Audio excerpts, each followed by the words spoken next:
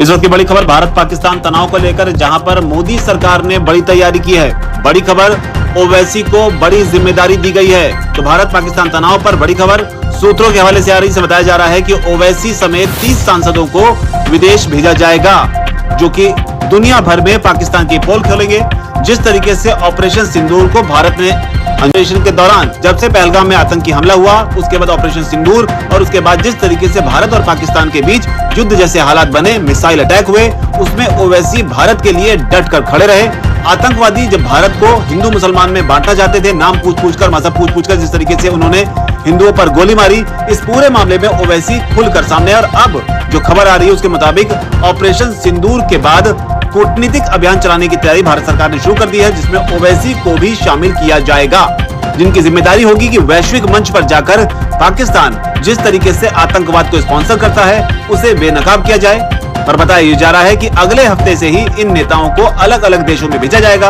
और जो बड़ी बात है वो ये है कि केंद्र सरकार ने जो लिस्ट तैयार की है, उसमें कई राजनीतिक दलों के सांसद जो हैं वो शामिल हैं। इसके अलावा जिन पार्टी के सांसदों को इसमें शामिल किया गया है, जो खबर है उसके मुताबिक उन सांसदों ने भी अपनी मंजूरी जो है, अपनी उपस्थिति की जो मंजूरी है वो दे दी है। हालांकि फाइनल लिस्ट क्या होगी और उसमें कितने सांसद तैयार होंगे और कौन कौन से देशों में इन सांसदों को भेजा जाएगा, उसकी जानकारी अभी और आनी बाकी है। लेकिन फिलहाल जो अपडेट आई है सूत्रों के हवाले से बताया जा रहा है कि 30 से ज्यादा सांसदों को इस मुहिम का हिस्सा जो है वो बनाया जा सकता है। इसके अलावा बताया ये भी जा रहा है कि नेताओं का ये जो डेलीगेशन है वो 10 दिनों तक अलग अलग देशों का दौरा करेगा, और इस दौरे के दौरान किस तरीके से भारत के पक्ष को दुनिया के सामने रखना और किस तरीके से पाकिस्तान को एक्सपोज करना है, इसके लिए विदेश मंत्रालय, भारत का जो विदेश मंत्रालय है MEA, वो सांसदों को जो राजनयिक मिशन है उससे पहले उसकी ब्रीफिंग देगा, उसकी जानकारी देगा कि आखिर किस तरीके से भारत के पक्ष को मजबूती से रखना है।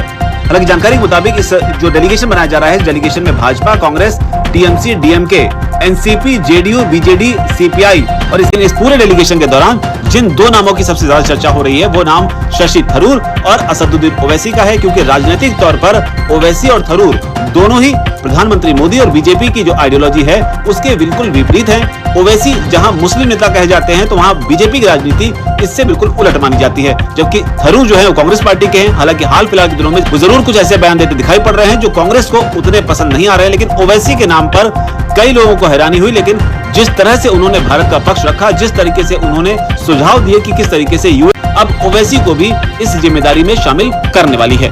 फिलहाल इस पर जो भी अपडेट आएगी वो पल पल की अपडेट आप तक पहुंचाते रहेंगे। इस पूरी जानकारी पर आपकी क्या राय है, कमेंट सेक्शन में जरूर लिखें और चैनल को सब्सक्राइब करना बिल्कुल न भूलें। धन्यवाद।